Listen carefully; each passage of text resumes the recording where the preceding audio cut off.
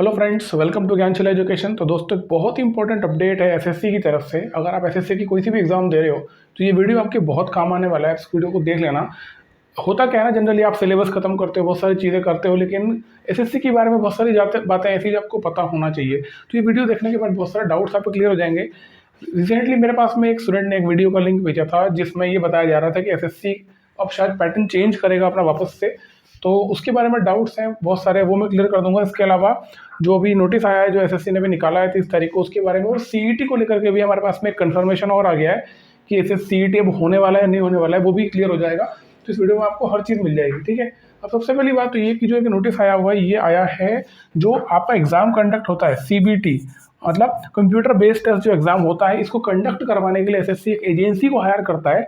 उस एजेंसी को हायर करने के लिए एसएससी ने नोटिस निकाला, एक प्रकार का रिक्वेस्ट फॉर प्रपोजल है, ठीक है। तो यहाँ पर एक्चुअली क्या हो रहा है, अभी जो आपका एग्जाम कंडक्ट करवाता है वो करवाता है टीसीएस। टीसीएस अभी तक एग्जाम कंडक्ट करवाता था और टीसीएस एग्जाम के क्वेश्चन पेपर फ्रेम करता था, मतलब कि क्वेश्चंस बनाता था। लेकिन इस बार एसएससी ने क्या किया, अब दो एसएससी चाहता है कि दो अलग अलग एजेंसी से काम करें, मतलब कि जो क्वेश्चंस बनाने का काम है वो कोई और करेगा और क्वेश्चंस एग्जाम कंडक्ट करवाना वो कोई और करेगा, ठीक है।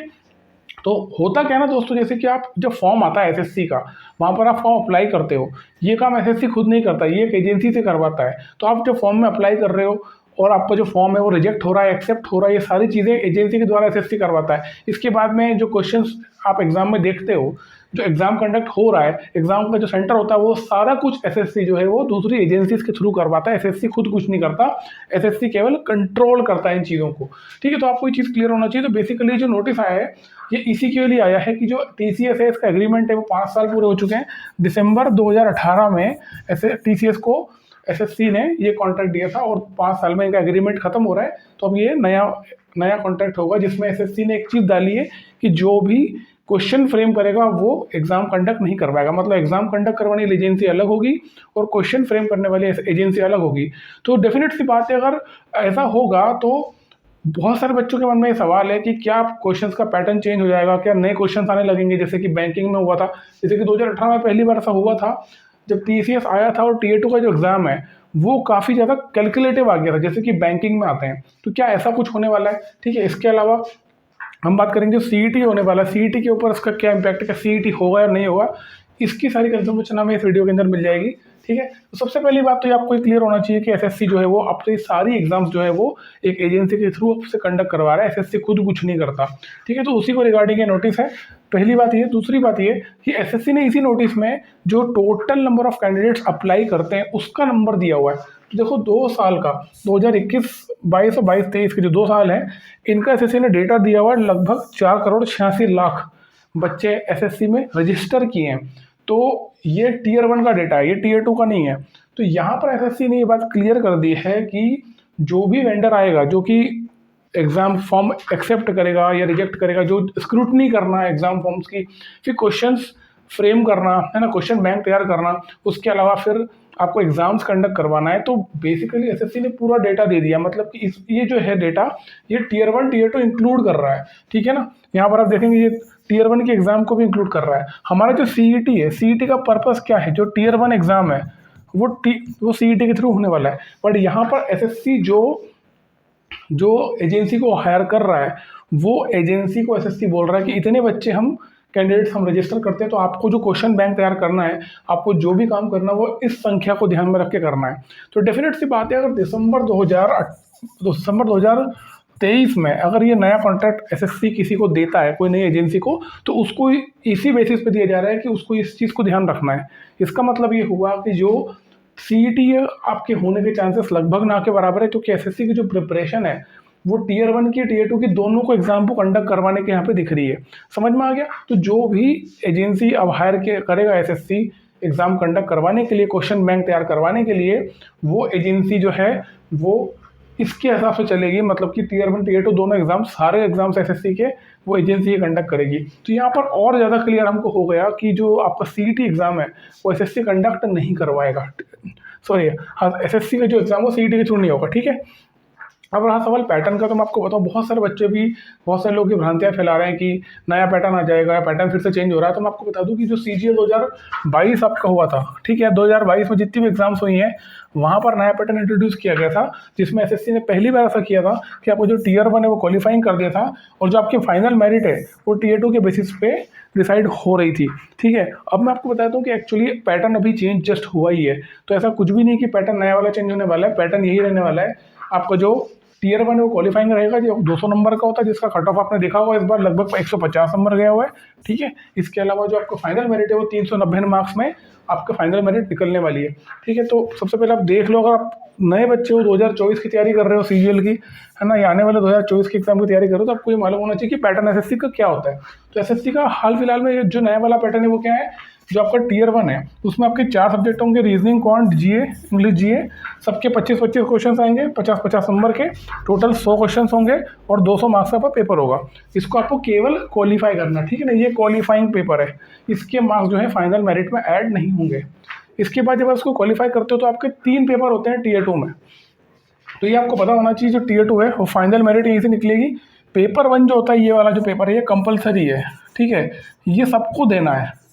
और पेपर 1 का मतलब आपके पेपर 1 के अंदर 6 अलग अलग सब्जेक्ट के पेपर होते हैं, ठीक है। उसमें reasoning, quant, GA, English, computer और टाइपिंग, ये दोनों जो है ना ये क्वालिफाइंग होते हैं। इनके नंबर आपके फाइनल मेरिट में ऐड नहीं होते, लेकिन ये आपको क्वालिफाई करना कंपलसरी होता है। जो फाइनल मेरिट आपकी बनेगी इन 4 सब्जेक्ट से बनेगी, जिनके टोटल नंबर होते हैं 390।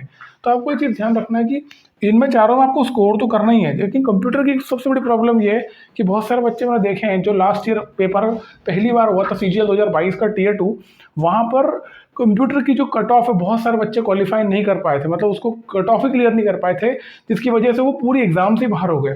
तो आप लोग कंप्यूटर को हल्के में मत लेना, ठीक है। कंप्यूटर और टाइपिंग एक ऐसी चीज़ है, टाइपिंग हालांकि क्या होता है, टाइपिंग तो आप क्वालिफाई कर जाओगे, बट कंप्यूटर का जो थ्योरी पेपर होता है, मतलब कि जो MCQs क्वेश्चन होंगे जिसमें आपके लगभग 20 सवाल आएंगे, लगभग क्या 20 सवाल आएंगे 60 नंबर के, ठीक है ना।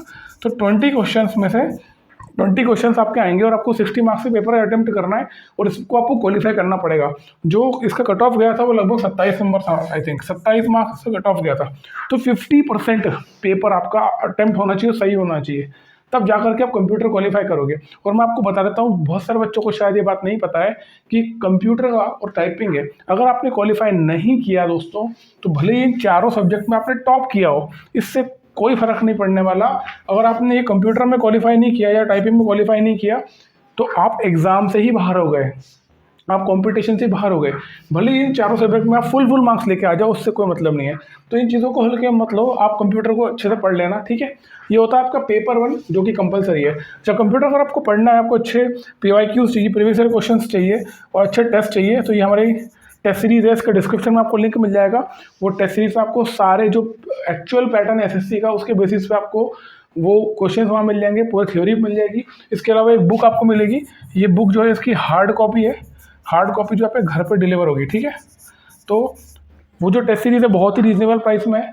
पर्पज़ उसको बनाने का यही है कि जो SSC की एग्ज़ाम हो रही है केवल वो उसी के लिए स्पेसिफिकली है। जनरली आप मार्केट में देखोगे तो आपको बहुत सारी बुक्स ऐसी मिलेंगी जिसमें बैंकिंग की भी सिलेबस होता है, SSC का भी होता है, दूसरी एग्जाम्स का भी, इंश्योरेंस वगैरह के एग्जाम का भी होता है। बट जो हमने तैयार की है स्पेसिफिकली SSC के पैटर्न के ऊपर, SSC की सिलेबस के ऊपर बेस्ड है। और इसके अलावा आपको बहुत सारे PYQs मिल जाएंगे। इसके अलावा 2022 में जो पेपर हुआ था हमारा Tier 2 का, उसके अंदर कंप्यूटर के 3 पेपर जो हुए थे 3 शिफ्ट में, वो भी आपको इसके अंदर मिल जाएंगे। तो कंप्यूटर अगर आपको पढ़ना है, डिस्क्रिप्शन में लिंक है, जा करके आप एनरोल कर सकते हो बहुत रीजनेबल प्राइस पे। ये जो बुक है आपके घर पे डिलीवर होगी, हार्ड कॉपी होगी और डिलीवरी जो है वो फ्री है, ठीक है ना। तो ये मत सोचना कि यार बुक अलग से घर पे आ रही है तो वो आपको उसके पैसे देना है, ऐसा कुछ नहीं है बिल्कुल। जो भी आप एनरोल करोगे, आई थिंक वो 239 कुछ की 239 की आपकी जो टेस्ट सीरीज़ है उसमें आपको एनरोल करना है। उसके बाद में आपको पूरी टेस्ट सीरीज मिल जाएगी, प्रीवियस ईयर क्वेश्चन पेपर मिलेंगे, फुल में मॉक टेस्ट मिलेंगे, 2022 वाले Tier 2 उसके सारे क्वेश्चन पेपर मिल जाएंगे विद सॉल्यूशंस। इसके अलावा एक किताब है जो आपके घर पे डिलीवर होगी। तो ये सब कुछ आपको इतने में मिल जाएगा, जो कि आपको जनरली कोई देगा नहीं, ठीक है ना। आपको जो कॉमन मटेरियल मिलेगा जो कि बैंकिंग का भी है, रीजनिंग का SSC का भी है, इंश्योरेंस का भी है, LIC का भी है, ऐसा होता है, ठीक है। यहाँ पे SSC का पूरा मटेरियल है। तो ये हो गया आपका पेपर 1 जो कि कंपलसरी, जो सबको देना है, जो भी टीयर 1 में क्वालिफाई करके टीयर 2 में बैठ रहा है उसको पेपर 1 देना ही पड़ेगा। इसके अलावा होता है पेपर 2 आपका होता है टीयर 2 में, जो कि होता है स्टैटिस्टिक्स का। ये पेपर केवल वही देगा जिसको इन 2 पोस्ट के लिए जाना है, जेएसओ और एसआई ग्रेड 2, ठीक है ना। अब जेएसओ के लिए आपको बता दो, बहुत सारे बच्चों को पता नहीं होता, जनरली सबको ऐसा लगता है कि एसएससी की जो एज लिमिट है वो 30 ईयर्स है ना, जो आपकी बड़ी पोस्ट है उसके लिए एज लिमिट जो आपके 30 साल है, लेकिन जेएसओ के लिए जो एज लिमिट है वो 32 साल है। ये बहुत कम बच्चों को पता होता है, जनरल कैटेगरी की बता रहा हूँ मैं। अब आपका अगर ओबीसी हो तो इसमें 3 साल और जोड़ लो, अगर आप SC/ST हो तो इसमें 5 साल और जोड़ लो। तो ये एज लिमिट जेएसओ के लिए 32 साल होती है। और अगर आपको इन दोनों पोस्ट के लिए अप्लाई आपने किया है तो आपको स्टैटिस्टिक्स का पेपर भी देना पड़ेगा, इस पेपर 2, ठीक है। और इसके अलावा अगर आपको AA वाली पोस्ट के लिए जाना है तो आपको ये पेपर देना पड़ेगा, पेपर 3, ठीक है। तो ये एक्चुअल पैटर्न है एसएससी का। यहाँ पर जो टोटल मार्क्स है आपके 390 होंगे पेपर 1 के, और अगर आप इन पोस्ट के लिए जा रहे हो तो ये 200 नंबर और ऐड हो जाएंगे, ठीक है ना। फॉर एग्जांपल आप जेएसओ के लिए तैयारी कर रहे हो तो जेएसओ के लिए क्या हो जाएगा, 390 नंबर और 200 नंबर, तो कितना हो गया, टोटल मेरिट जो बनेगी आपकी 590 में से बनेगी, ठीक है। हालांकि इन पोस्ट में कंपटीशन थोड़ा सा कम होता है क्योंकि यहाँ पर कम बच्चे जाते हैं, क्योंकि ऑलरेडी तो सारा पढ़ने का होता है, तो कम बच्चे इतना कलेजा रखते हैं कि वो नया पढ़ सकें, ठीक है। तो अगर आप एलिजिबल हो जरूर इसके लिए पढ़ना। ये आपका पैटर्न है एसएससी का नया वाला, मैंने फिर से इसलिए बताया क्योंकि बहुत सारे बच्चे ऐसे हैं जो 2024 की तैयारी कर रहे हैं जिनको पता नहीं है कि पैटर्न क्या है, ठीक है। तो ये बताना बहुत जरूरी था। ये आपका एसएससी का पैटर्न हो गया। इसके अलावा अगर बुक आपको चाहिए तो आप ले सकते हो। इसके अलावा अगर आप 2024 से तैयारी कर रहे हो तो सबसे बड़ा क्वेश्चन यहाँ पर ये है ना कि जैसे एसएससी नया वेंडर लाती है, ठीक है ना। अब जो वेंडर है वो नया वाला है, तो ये जो क्वेश्चन फ्रेम करेगा क्या ये पैटर्न चेंज कर देगा, है ना, क्या ये टफ क्वेश्चन डालेगा, ये सवाल आपके मन में बहुत ज़्यादा है। क्या ये ऐसा कुछ करने वाला है, तो मैं आपको बता देता हूँ। एसएससी ने उस नोटिस में जो प्रपोजल उसमें क्लियर लिखा हुआ है कि भले ही सामने वाली agency question paper, question bank बनाएगी, क्वेश्चन फ्रेम करेगी, एग्जाम कंडक्ट करवाएगी, लेकिन जो फाइनल वर्डिक्ट जो है वो एसएससी का ही होगा।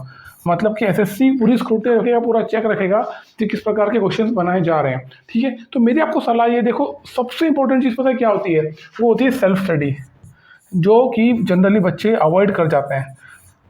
अभी आप देखोगे वातावरण ऐसा है कि ऑल ओवर इंडिया ना आपको इतने सारे ऑनलाइन टीचर्स, ऑनलाइन कोर्सेज मिलेंगे कि आप लगभग कंफ्यूज ही रहते हो। और मैंने बहुत सारे बच्चे ऐसे देखे हैं कि 5-5, 6-6 टीचर से पढ़ लेते हैं एक सब्जेक्ट, उसके बाद भी कुछ नहीं होता है। आपको इस चीज़ में जाना ही नहीं है, आपका फोकस क्या होना चाहिए, सेल्फ स्टडी होना चाहिए। अपने आप को एसेस करो, अपना एनालिसिस करो, आपने जो भी कर लिया है उसमें आप कितने अच्छे, कितना मजबूत हुए हो, कोई पर्टिकुलर टॉपिक है जिसमें आप कमज़ोर हो उसको आप कैसे इंप्रूव कर सकते हो ये देखो, ठीक है ना। किससे आप पढ़ते हो, आप किसी कोचिंग से पढ़ रहे हो या फ्री में पढ़ रहे हो यूट्यूब से, वो इंपॉर्टेंट नहीं है। इंपॉर्टेंट है कि आपका खुद पे कितना भरोसा है, आप कितने अच्छे तरीके से अपना एनालिसिस करते हो और उस एनालिसिस को आप कैसे यूटिलाइज करते हो अपने आने वाली प्रिपरेशन में, आगे वाली प्रिपरेशन में, ठीक है। क्योंकि होता ये देखिए दोस्तों, किसी भी टॉपिक की बात का, सब्जेक्ट की बात करें तो उस सब्जेक्ट में टॉपिक्स हैं, टॉपिक के सब टॉपिक्स हैं, ठीक है ना, सब टॉपिक्स हैं, टाइप्स हैं। तो अगर आप एक एक चीज़ पर फोकस करके अपने आप को इम्प्रूव करोगे तो एक ना एक दिन आप उस सब्जेक्ट पर कमांड डेवलप कर लोगे। तो ज़्यादा बेहतर यही है कि आपका सेल्फ एनालिसिस होना चाहिए, है ना, और अच्छे से एनालिसिस करो हर चीज़ का और सेल्फ स्टडी फोकस करो। तो यही एक ऐसी चीज़ है जो आपको एग्ज़ाम के उस तरफ लेके जाएगी, है ना। और जो सपना देखा यार ज़िंदगी में, जो भी आपने तय किया कि मुझे ये एग्ज़ाम देना है, ये पर्टिकुलर पोस्ट चाहिए, तो उसको हल्के में मत लो, उसको टाइम वेस्ट मत करो। बहुत सारे बच्चों को ये डाउट भी है कि एग्ज़ाम कब तक हो सकता है आने वाले समय में। देखो सीधी सी बात है, जो नया वाला वेंडर है, ऑब्वियस सी बात है, ये 2023 वाले एग्ज़ाम, 2024 वाले सारे एग्ज़ाम्स इस नए वेंडर के थ्रू होने वाले हैं, ये पक्की बात है। अब क्योंकि एसएससी टाइम पे चल रहा है तो ऐसी पॉसिबिलिटी है कि अगले साल मई जून तक आपका टीयर 1 हो जाना चाहिए, मतलब इनफैक्ट उसके पहले हो सकता है, अप्रैल में भी हो सकता है ना। तो इस चीज़ को आप ध्यान में रख के काम करना। आप तैयारी, समय ज़्यादा बचा नहीं है, अगर आप ध्यान से अभी से कैलकुलेट करेंगे तो लगभग 6 महीने आपके पास में है, और 6 महीना बहुत होता है। 180 डेज अगर आपके पास में है ना, तो this is good enough to prepare for exam. अगर अच्छे से तैयारी कर लो, ढंग से तैयारी कर लो तो बहुत होते हैं 180 दिन, लेकिन आपको टाइम को वेस्ट नहीं करना, ठीक है। अगर आप एग्ज़ाम क्लियर कर लोगे, उस तरह पहुंच जाते हो, तो महीने की 80,000 रुपये तनख्वाह होती है, जो लगभग समझ लो आप 2,500, 2,700 रुपये कुछ होता है। तो ये कम नहीं होता दोस्तों, ठीक है ना। तो उम्मीद करता हूँ ये वीडियो हेल्पफुल रहा होगा। मिलते हैं अगले वीडियो में। Thank you so much. जय हिंद।